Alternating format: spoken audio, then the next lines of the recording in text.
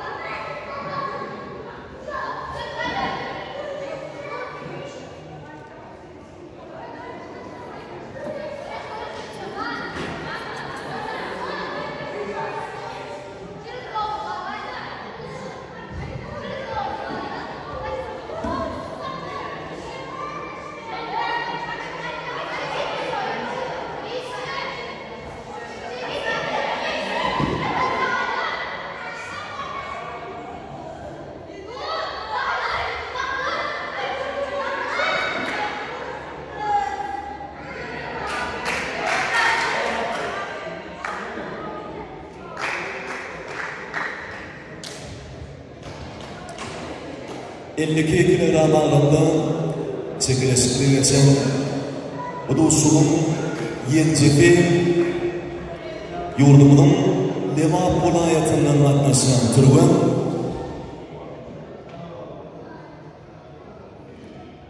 Aslanova Malika